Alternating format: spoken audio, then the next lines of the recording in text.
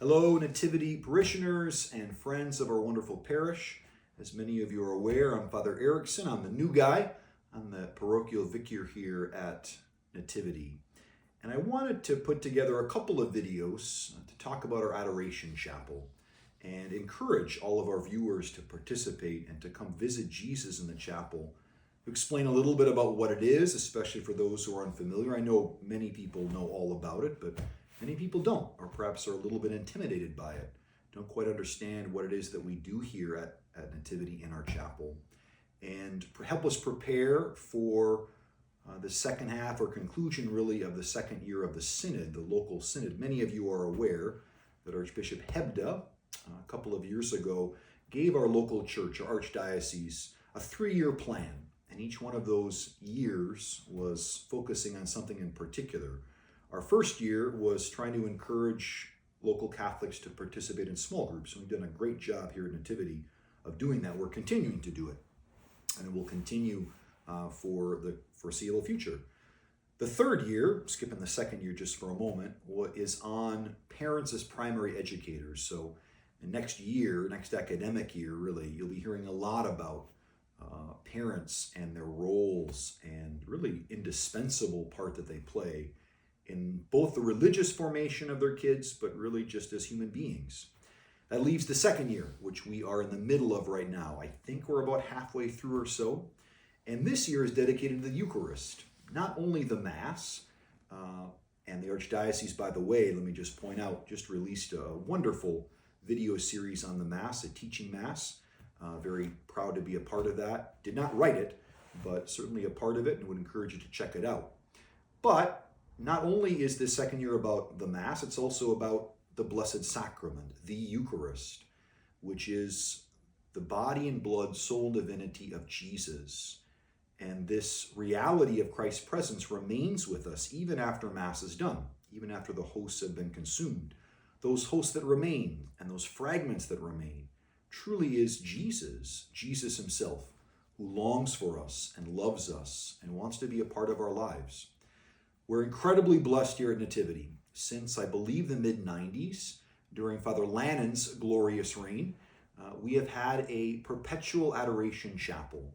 This was really the vision not only of Father Lannon, who had a special love for the Blessed Sacrament, but also some very devoted parishioners and neighbors who really wanted to see this be a part of this parish. Named, by the way, after the mystery of the Incarnation, God himself becoming one of us. On the front of the sanctuary or the front of the church, remember I'm the newbie, we have the phrases from one of the beautiful hymns of St. Thomas Aquinas, Adoro te devote, we adore you, O Christ. And this phrase in Latin comes from a hymn dedicated to Eucharistic adoration.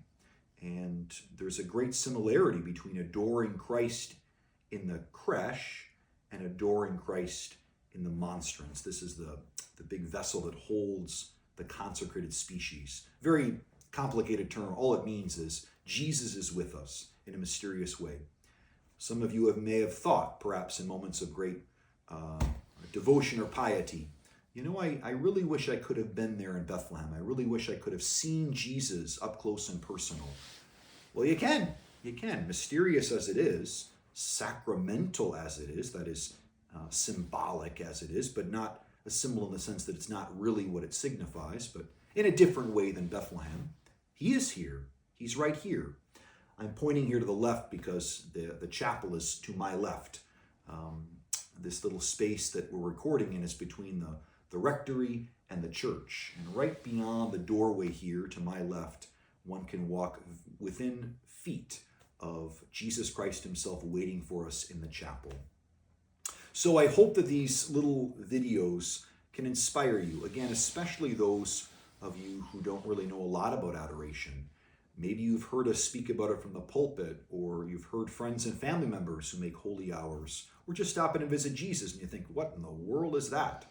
And maybe there's something tugging in your heart that perhaps the Lord's inviting you to be a part of this and to come visit the Lord on a regular basis, or if not, just to come and see him, because he really wants to see you. He loves you. The Lord is like us in all things but sin. And one of the things that we human beings like to do is we want to be with people that we love. and the Lord loves you, and he wants to spend time with you. So my purpose in this video here today is just to explain in general why we have adoration here at Nativity and how it fits in to our parish mission. Father Tullifson, just a couple of months ago in the early part of December, unveiled for us as a parish a new, more focused parish mission. And it's threefold: to prepare the way of the Lord, to celebrate God with us, and to shine with the light of Christ. It's a wonderful, wonderful mission statement, and it's very manageable to understand and to remember, but it's very, very deep. And it all, of course, is focused around our mystery as a Christmas people. I mean that as a parish.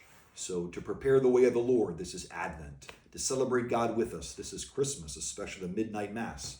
And to shine with the light of Christ, well, that's Epiphany. Epiphany, this great mystery of God's presence among us shining forth. The Epiphany, this is a Greek term for an unveiling, a revelation. God continues to reveal himself even now through us as baptized members of his body and through the Blessed Sacrament. I think here at Nativity, to prepare the way of the Lord, when I think of this phrase, the thing that comes to mind immediately is actually our school. We're preparing kids to be saints, not just to be citizens, not just to be parents or to be priests, because let me tell you, you can be a priest and not be a saint. Let me just tell you, that our school is preparing kids to be saints for a service of love this side of the veil and please God forever with him in heaven. So we're preparing them. We're preparing the way of the Lord by working with these young people. Nativity is one of the largest schools in our archdiocese, and that's a great blessing and it's a great responsibility. Please pray for our school, pray for our teachers and our staff, especially Miss Wallen and Father Tullifson, that they can lead us well and lead our kids closer to Jesus. The second part of our mission, to celebrate God with us. The sacramental life is at the heart of what we do here at Nativity. Regular opportunities for the Mass, regular opportunities for the sacraments. And this is God's presence with us now. He's with us here. He's not just a subject in a history book. He's with us, celebrating with us now in the sacraments, and especially again in the Mass and in the healing power of confession, which we have many opportunities here at Nativity. To celebrate God's presence with us, the sacraments. But then we get into shine with the light of Christ. How is this connected to adoration? My brothers and sisters, dear viewer, remember, we're shining with the light of Christ, not with our light. I'm a broken human being. Newsflash. You are a broken human being. The world, frankly, doesn't need more of you. And it sure as heck doesn't need much more of me. But it needs more Jesus. It needs more Jesus. And if we are going to shine, not only with personality or with kindness or respect and love, all of which are great, but to shine with the light of Christ, we have to be illuminated by Christ. I was thinking of this a lot in preparation for this video series. I love bacon. That's the cue for the close-up. I love bacon. And bacon, when you make bacon, you start to smell like bacon, right? Am I right? It smells delicious. At least I think it smells delicious. It's similar to adoration. Hear me out. I know I'm getting kind of weird here, but hear me out. When we spend time with Jesus, we begin to have the fragrance of Christ. There's a wonderful, wonderful prayer by St. John Henry Newman that speaks about becoming the fragrance of Christ, smelling like Christ. There's other images too that we can use in terms of spending time with Jesus beyond bacon. We can also talk about when you are with someone that you love, maybe a spouse or a boyfriend or a girlfriend, or just a very good friend. Oftentimes, you begin to take on their likes and their habits. You begin to start to think like them or talk like them. And this is actually quite a wonderful thing, provided these are good habits and good ways of thinking. We begin to take on to ourselves the personality of the other. You can see where I'm going with adoration. If indeed this is Jesus in this chapel, and it is Jesus, the more time we spend with him, even if we're in that chapel and we are distracted with 4,000 other things, just spending time with him begins to make us like him. It's like a plant. A plant needs the sun. The plant may not grow every single day with rapid speed, but over time, that light changes that plant. All kinds of other wonderful images. Final one, I promise you. Final one. It is about minus 10 degrees outside right now when I'm filming this. And it's really, really cold.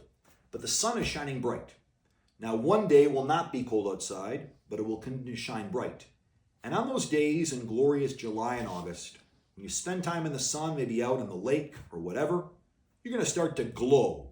Now, maybe not radioactively glow, but your skin will change color. You'll be changed by this object near to you. All right, enough said. If we're going to shine with the light of Christ, we have to spend time with Jesus.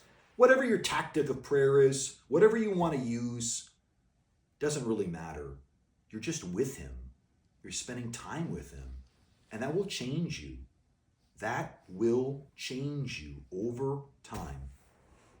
All right. Now, another thing I would like to offer as one of the reasons why our chapel is such a blessing and such a critical part of who we are as a parish, and such a service to this Mac Groveland area. We live in a very frenetic society, constantly on the move, very busy and very noisy. And I experience this as much as anybody else, and it's self-inflicted. The moment I get into my car, I'm looking for my radio station. The moment I get in my car, I'm trying to turn on my phone for my Bluetooth so I can listen to all my crazy music. It's difficult to embrace silence. And yet there's something within all of us, even you extroverts, that really needs it. And when we don't have silence, we don't have times of recollection, something begins to die within ourselves. Something begins to be suffocated. Remember, it's not always been the case that we have these, wizard phones always with us. This is a relatively recent phenomenon. It's not been always the case that we've had television sets or radios. For millennia, people have had to endure silence. And I think we've really lost something by losing that. I'm not saying we got to go back to the 1500s, but I am saying that to be healthier people, leave aside the Jesus stuff, just to be healthier mentally, physically, we have to have periods of silence and recollection. And calm, and time to think, and time to pray. And our chapel provides this. Many people who are viewing this video, you're super busy. I think especially of our wonderful parents. You're running all over the place. Dance practice, hockey practice, whatever. All of these things that we've got to go. And we've convinced ourselves that that's just the way it is. It's not. And the chapel is a place where we can strive to retreat a little bit, not to run away from our duties, but to retreat, to regroup, and to be stronger when we leave that chapel. So it's a place of great mercy, a place of great love, where many burdens and challenges and difficulties in the grind of daily life can just be set aside, or at least thought about in a calm, collected kind of way, ideally. All right. I'd like to offer now just a few very brief personal reflections. As some of you know, again, as I think I've mentioned in this video about 10 minutes ago, I arrived here at Nativity as the associate about midsummer, but I'm very familiar with this parish and with this chapel. I grew up at St. Mark's, about 2 miles that way down there. And when I was discerning my vocation of the priesthood, I oftentimes visited this chapel, especially at night. I remember many, many walks and runs coming over here and just walking in 11 o'clock, 11:20 at night, and just spending time with Jesus and looking up at that beautiful icon of Our Lady of Tenderness. And I had some pretty important conversations in that chapel. Some pretty important wrestling took place, feet from this very comfortable chair I'm sitting in right now. And it's mysterious that God's brought me back here, and I'm very grateful for that. But I'm not the only one to have had this experience. I am confident that there are many couples, because I've seen them, who come here discerning vocation to marriage. I am confident that there are parents who come here asking God why their child is suffering or has died. I know of elderly parishioners who come and they adore and they thank Jesus for their spouse who is no longer with them and cry because they miss them. I know of our young students in our school and in our faith formation program, our youth group. They come and spend time with Jesus and dream about what the Lord has in store for them. It's a place of incredible power and memory and dignity. And it's the reason why I really hope that one of the fruits of this video series would be the ability to get back to 24/7 adoration. We're currently, we have a lot of adoration at Nativity, but at one time it was perpetual. COVID interrupted it, like it interrupted so many other things. But we're trying to build back up now. And it's a bit of a challenge, just to be perfectly frank with you. Again, people are busy. But what is more, there are other options close by. Other churches close by have adoration. I just recently found out that St. Thomas University itself has 24/7 adoration during the academic year, which is beautiful and wonderful. But this is still our chapel here at Nativity. And Nativity still is a hub, I think, for this part of St. Paul. And it's a place, of course, of great connection due to all of our graduates from our school and the families that live here in the neighborhood. So I really do believe strongly that, heaven forgive me, I do believe it is the will of the Lord to bring us back to 24/7 adoration, or at least to get as close to that as we possibly can. Final point, I promise you. If you are unfamiliar with adoration, if you have never stepped in our chapel or passed by it, but you've heard about it, I'd like to encourage you to take some of Lent, only a couple of weeks from Lent right now when we're making this recording, to make a point to visit Jesus. Maybe you're not ready to commit to an hour or for a regular time to visit him, but just make a point to stop in once or twice or 5 or 10 times during Lent, all of 2 minutes, 3 minutes, maybe more if you could, but stop and see him. He wants to see you.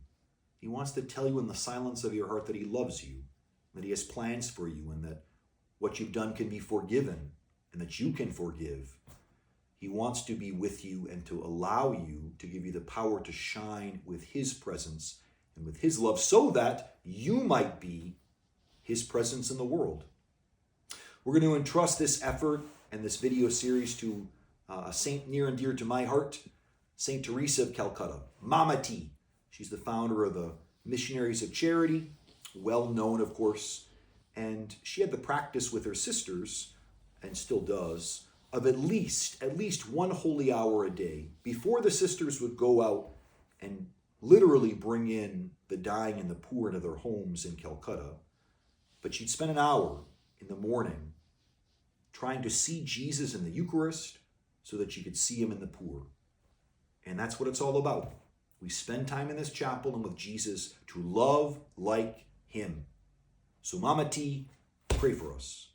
That's a cut.